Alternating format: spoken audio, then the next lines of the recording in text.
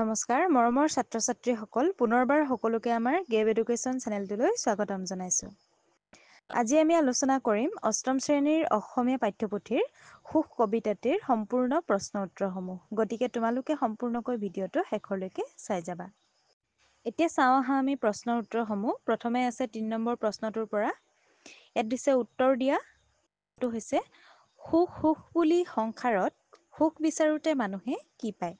ইয়াৰ উত্তৰ হ'ব সুখ সুখ বুলি সংসাৰত সুখ বিচাৰোঁতে মানুহে দুখৰ উপৰি দুখহে পায়। খ টো হৈছে কবিয়ে মানুহক দিন কণা বুলি কিয় কৈছে? উত্তৰ কবিয়ে মানুহক দিন কণা বুলি এই কাৰণেই কৈছে কাৰণ মানুহে সংসাৰত সুখৰ সন্ধানত ঘূৰি ফুৰে, সুখ বিচাৰি ফুৰে আৰু সুখ বিচাৰোঁতে দুখৰ উপৰি দুখ পাবলগীয়া হয়। অথচ মানুহে দেখা নাপায় সুখ যে তেওঁলোকৰ নিজৰ হাততেই থাকে। মানুহে সুখ বিচাৰি হাবাথুৰি খায় অথচ নিজৰ চৌপাশতে থকা সুখবোৰ দেখা নোপোৱা স্বভাৱৰ বাবেই কবিয়ে মানুহক দিন কণা বুলি কৈছে।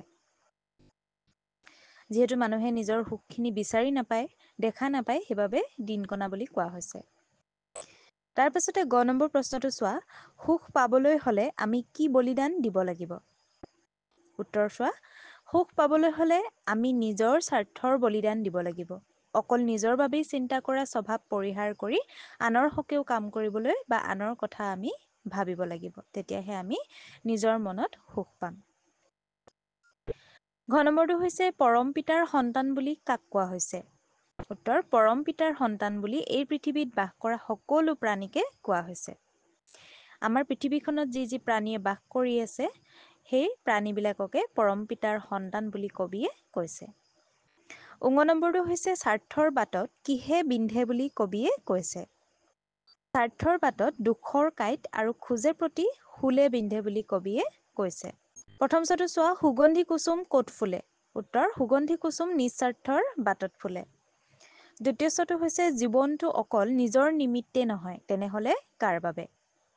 উত্তৰ জীৱনটো অকল নিজৰ নিমিত্তে নহয় এই পৃথিৱীত বাস কৰা আন মানুহ তথা জীৱকুলৰ বাবেও এই জীৱন। সেইবাবে আমি সকলোৰে কথা চিন্তা কৰিব লাগে।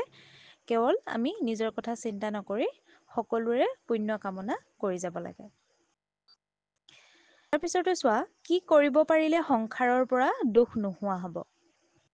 এতিয়া উত্তৰটো চোৱা কেৱল নিজৰ কথা নাভাবি অনাহৰকে ত্যাগ কৰিব পাৰিলে আৰু আনৰ হিতৰ হৈ ভাল হৈ কাম কাজ কৰিব পাৰিলে সন্তোষ লাভ কৰিব পৰা যাব।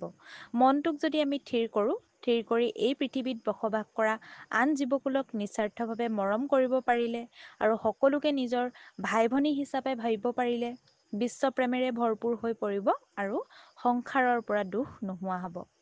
মানুহে সুখ বিচাৰি পাব। তাৰ পাছতে ৪ নম্বৰ প্ৰশ্নটোত দিছে কবিতাটোৰ মূল ভাৱ নিজৰ কথাৰে লিখা। এতিয়া আমি কবিতাটোৰ মূল ভাৱখিনি লিখিব লাগে। প্ৰথমে তোমালোকে উত্তৰত লিখিবা যে কবি আনন্দ চন্দ্ৰ আগৰৱালাদেৱে সুখ নামৰ কবিতাটোত এই পৃথিৱীত জীৱশ্ৰেষ্ঠ মানুহে কেনেদৰে সুখ সুখ বুলি হাবাথুৰি খাই ফুৰে অথচ সুখৰ মুখ দেখা নাপায় সেই কথাটোকে প্ৰতিফলিত কৰি তুলিছে। মানুহে কি কৰে সুখ সুখ বুলি গোটেই জীৱনটো সুখৰে সন্ধানত বলিয়াৰ দৰে ব্যস্ত হৈ থাকে। কিন্তু তেখেতৰ নিজৰ ওচৰতে যে সুখবিলাক থাকে তেওঁ গমেই নাপায়।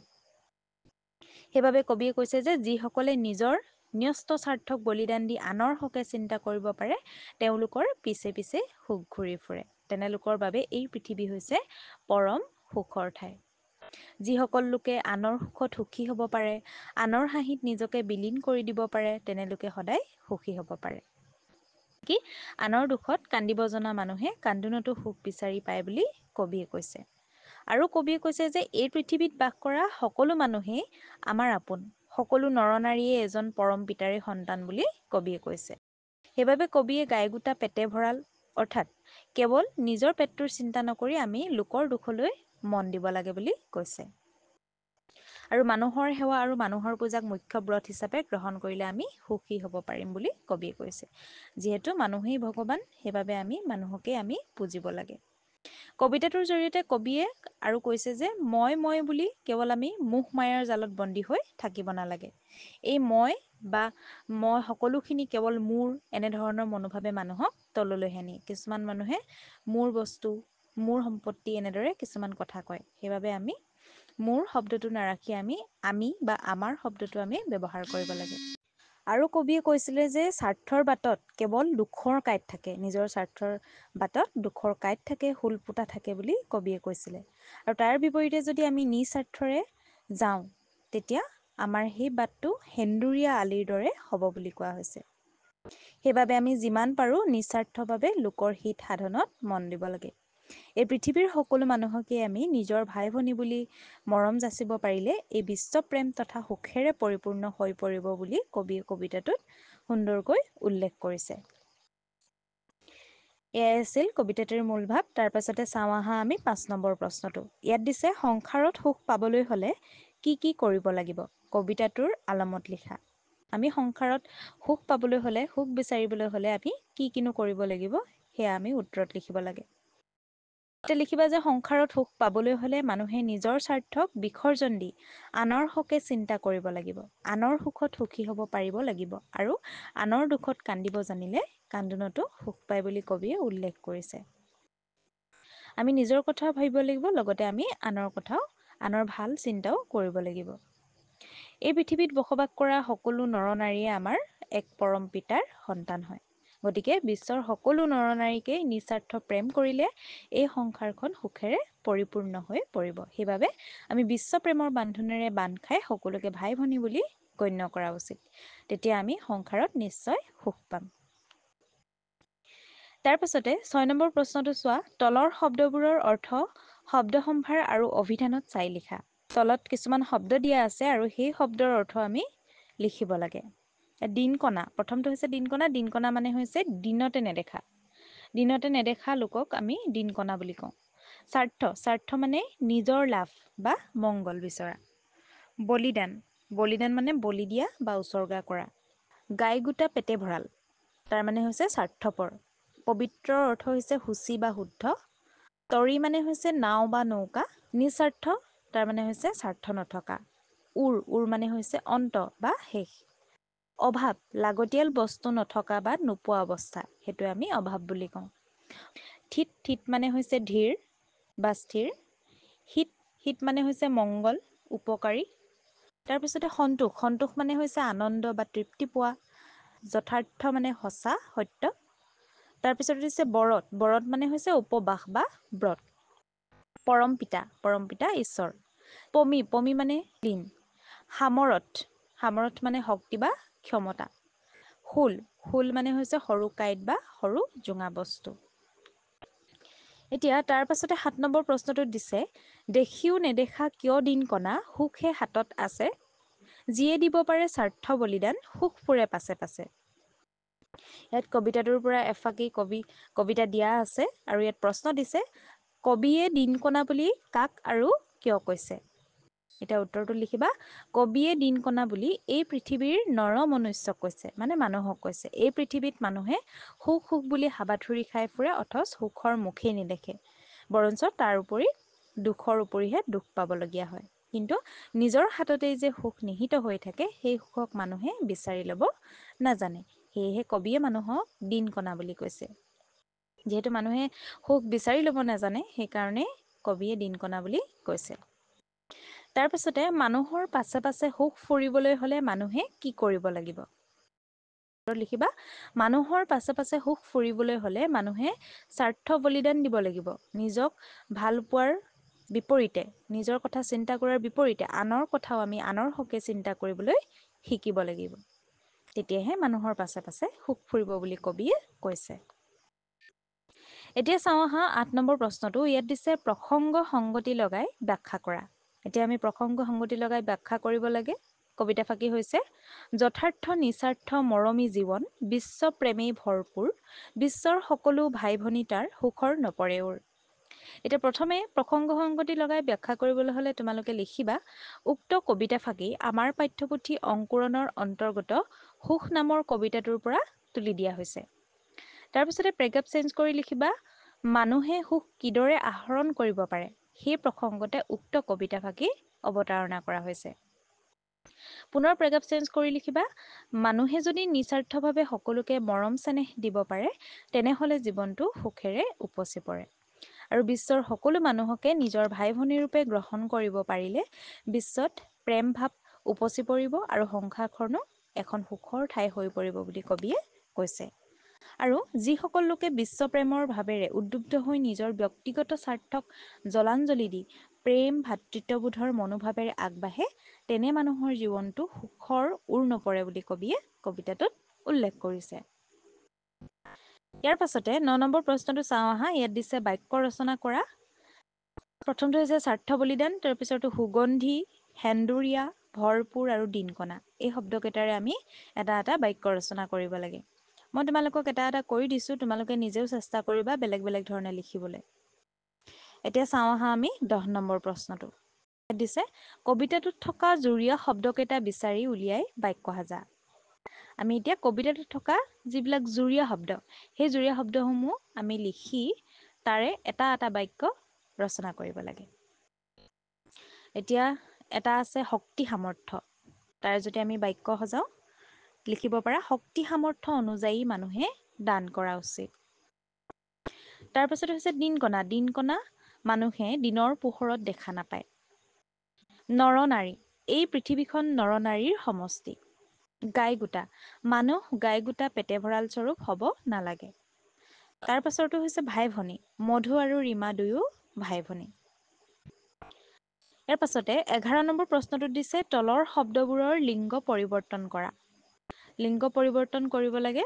প্ৰথমটো হৈছে দঁতাল, দঁতাল হ'লে মাখুন্দি, স্ত্ৰীলিংগত হ'ব মাখুন্দি। মতা মানুহ হ'লে মাইকী মানুহ, মতা মহ হ'লে মাইকী মহ, পঠা হ'লে পাঠি, মতা কুকুৰা হ'লে মাইকী কুকুৰা। ইয়াৰ পাছতে 12 নম্বৰ প্ৰশ্নটোত দিছে নিস্বাৰ্থৰ বাট সেন্দুৰীয়া আলি, সুগন্ধি কুসুম ফুলে। সেন্দুৰ শব্দটোত ইয়া প্ৰত্যয় যোগ হৈ সেন্দুৰীয়া হৈছে, যেনে সেন্দুৰ যোগ ইয়া সেন্দুৰীয়া। তেনেদৰে তলৰ শব্দকেইটাৰ প্ৰত্যয় ভাঙি দেখুওৱা। এইকেইটা প্ৰত্যয় ভাঙি দেখাবলৈ কৈছে। এতিয়া প্ৰথমটো হৈছে ঢুলীয়া, ঢুলীয়া হ'লে ঢোল যোগ ইয়া ঢুলীয়া। তেলীয়া, তেল যোগ ইয়া। কপটীয়া, কপট যোগ ইয়া। পাহাৰীয়া, পাহাৰ যোগ ইয়া। সেউজীয়া, সেউজ যোগ ইয়া। নগৰীয়া, নগৰ যোগ ইয়া। এইকেইটা হৈ গ'ল। এতিয়া আমি চাওঁ আহা তাৰপিছতে 13 নম্বৰ প্ৰশ্নটো।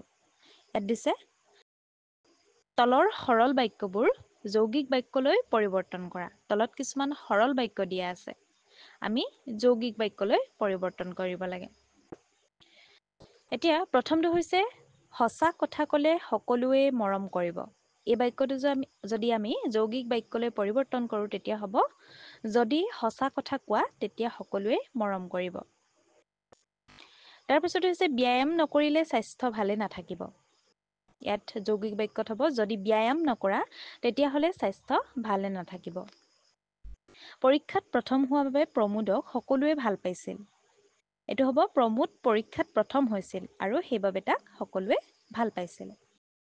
তাৰপিছতো হৈছে ৰবীন আহিল শ্যামল নাহিল। এই বাক্যটো হ'ব ৰবীন আহিল কিন্তু শ্যামল নাহিল। খেলুৱৈৰ দলটোৱে জিৰণি লৈ উঠি খেলপথাৰত নামিল। এইটো হ'ব খেলুৱৈৰ দলটোৱে জিৰণি ল'লে আৰু তাৰ পিছত খেলপথাৰত নামিল। তোমালোকে এনেকুৱা ধৰণৰ প্ৰশ্ন পৰীক্ষাটো আহিব সৰল বাক্যৰ পৰা যৌগিক বাক্যলৈ পৰিৱৰ্তন কৰা। যিহেতু এইকেইটা চোৱা, প্ৰথমটো সঁচা কথা ক'লে সকলোৱে মৰম কৰিব।